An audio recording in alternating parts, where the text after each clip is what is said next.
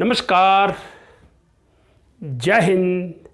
पूर्णचंद्र कांडपाल आज episode number 317 लेके हिंदी में आपसे बात करता हूँ। और आज की जनजागृति में अंग्रेज़ी के बारे में थोड़ी जनजागृति अंग्रेज़ी के बारे में है कि अंग्रेज़ी भाषा के बारे में जब हम बच्चों से बात करते हैं तो वो कहते हैं यार ये हमारी समझ में नहीं आती है, इसके कोई रूल रेगुलेशन कानून है क्या, कोई नियम धर्म है इसका।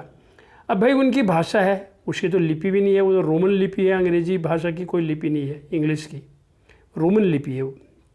लेकिन उसको जब बात बात में जब पढ़ने लग जाते हैं तो अध्ययन गहराई से करना पड़ेगा, आपके समझ में आ जाती है। अब मैं आपको एक उदाहरण देता हूँ, जियो गो, लेकिन TO टू। अब देखो दोनों का प्रोनाउंसिएशन में फ़र्क है। BUT बट, PUT पुट, ये देखो फ़र्क है। अच्छा, अब हम आते हैं ना, जब जोड़े शब्द होते हैं तो जोड़े शब्द में कहीं पर तो उसका मीनिंग कुछ और बन जाता है। जैसे मून है, चंद्रमा, सन। लेकिन यदि अगर हम कभी जोड़े में लेते हैं तो वाश है और रूम है।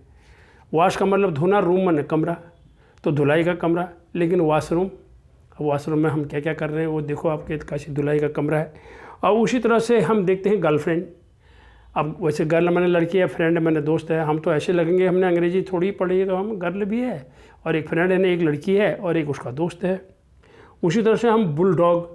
अब बुल मैंने हमको ऑक्स मैंने बैल, बुल मैंने हमें सांड बताया, डॉग मैंने हमें कुत्ता बताया। अब बुल डॉग का मतलब क्या हुआ, मतलब जी उस आदमी के पास बुल डॉग है तो उसका मतलब एक सांड भी है और एक डॉग भी है, कुत्ता भी। एक्चुअल में बुल डॉग एक कुत्ते की वो है। तो यानी इसी तरह से हम जब आगे चलते हैं तो एक और शब्द आता है हनीमून। इस हनीमून में बड़ा कन्फ्यूजन मुझे हुआ, क्योंकि शुरुआती दौर में मैंने मैं KKMP हूँ। KKMP इंग्लिश में फुल फॉर्म होता है खींच खांच के मैट्रिक पास। अंग्रेज़ी हमने कक्षा 6 से पढ़ी, कुछ ज्ञान तो था नहीं बिल्कुल। हाँ, वो बात अलग है, बाद में मैंने ग्रेजुएशन डबल इंग्लिश से करी, पोस्ट ग्रेजुएशन भी इंग्लिश मीडियम से करी और अपना जो तकनीकी वो था वो अध्ययन खरे अंग्रेज़ी पढ़ी, ऐसी बात नहीं है, और अंग्रेज़ी व्याकरण की भी थोड़ी समझ रखी। अब हनीमून की जब हम बात करते हैं तो मुझे इसका अर्थ मालूम नहीं था। देखा जाए तो हनीमून का मतलब क्या हुआ, हनी का मतलब तो होता है शहद, मून का मतलब क्या हुआ, चंद्रमा। तो हनीमून का अर्थ हमने ये लगाया कि, और ये बिल्कुल लोग कहते हैं ना हनीमून के लिए गए हैं करके आजकल कह रहे हैं लोग, और वैसे कोई कहते हैं घूमने गए हैं। लेकिन आज घर में बच्चों को भी पूछो, वो भी बता दें हनीमून के लिए गए। और वैसे इसके लिए लोग हिंदी इसका अगर आप बनाएं तो सुहागरात। अब सुहागरात कैसे इसका वैसे हिसाब लगाते हैं तो सुहाग माने पति होता है, तो रात हुई, रात्रि हुई। तो वैसे तो अब हनीमून का कहने के बजाय, सुहाग रात के बजाय तो पति की रात्रि कहना चाहिए, लेकिन नहीं, उसको हम सुहाग रात हिंदी में कह रहे हैं, हनीमून अंग्रेजी में कह रहे हैं। तो वो जो रस्म की मैंने अंदाज लगाया, मैंने सोचा ये कहीं बाहर जाते होंगे और चांदनी रात में कुछ शहद खिलाने की, एक दूसरे को मीठी बातें करने की, शहद के साथ कोई एक रस्म होती होगी, ऐसा हमने सोचा कि। और वैसे भी हमने पिक्चर में सुना था कि चाँद सी महबूबा हो मेरी, तो उसको चाँद भी कही गया है महबूबा को। तो ये सब गुजरते वक्त के बाद धीरे धीरे हमारे समझ में आया कि हनीमून की चक्करबाजी क्या है और हनीमून क्या है, ये हमारे समझ में बाद में आ गया। और ये भी आ गया कि हनीमून में क्या होता है। अब 4 दशक पहले की एक छोटी सी बात बता देता हूँ। मेरा एक प्रिय मित्र हनीमून मनाने के बाद, करीब 4 दशक हो गए अंदाज से, हनीमून मनाने गोवा गए। और गोवा से, वो उत्तराखंड के रहने वाले थे, गोवा से गए मेरे बहुत ही प्रिय मित्र। गोवा में उन्होंने अपना वहाँ की बीच में वहीं के कपड़े पहने, वहीं का सब कुछ किया, क्योंकि वहाँ ऐसा करना पड़ेगा, if you go Rome do as Romans do, नहीं करोगे तो आप दूर अजीब से लगोगे। तो वहाँ जब गए तो उन्होंने हनीमून मनाया और वापस आए। उन्हें कहा यार दिल्ली में अपने मित्र से मिलते हुए चले जाते हैं। वो आए, आने के बाद उन दिनों मेरे पास एक मकान था, एक कमरा था, किचन था, बाथरूम और थोड़ा सा उसमें टॉयलेट था।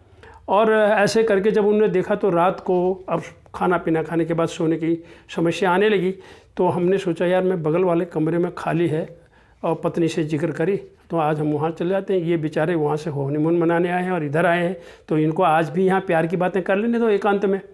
तो ऐसा करके जब उन्होंने हमारी खुसर सुनी तो उसमें पति बोला बिल्कुल नहीं जाने देंगे, हम चारों इकट्ठे रहेंगे, एक ही कमरे में रहेंगे, चारपाई में ये बिटिया सोएगी, हम चारों नीचे सोएंगे। नीचे बिस्तरा लगाया और बिस्तरा लगा करके चारों नीचे सोए और बातें करते रहे। और वो कुछ गोवा की सुनाई, कुछ यहाँ की सुनाई, कुछ वहाँ की सुनाई। मैंने कहा यार हम उधर चले जाते, तुमने गोवा में हनीमून मनाया, दिल्ली का हनीमून रह जाएगा, ऐसा मैंने उनको बताया, मजाक करता था। लेकिन ऐसा उन्होंने जाने नहीं दिया और इतना स्नेह था। और इसी तरह से वो जो कपल है वो दूसरे दिन सुबह खाना वाना खा के हमारे यहाँ से चले गए। जाते समय वो बोला कि हमें बड़ा आनंद आया आपके घर में, और देखिए अगर हमें हनीमून दिल्ली की मनानी होती ना तो मैं होटल में सीधे जाता, मैं आपके यहाँ क्यों आता। मुझे आपके घर आने का, आपका प्यार, आपका स्नेह, आपका आशीर्वाद जो हमें मिलना चाहिए था, उससे तो हम वंचित रह जाएंगे। तो इस तरह से उन्होंने ये सारी बातें बड़ी बेबाकी से हमसे कही।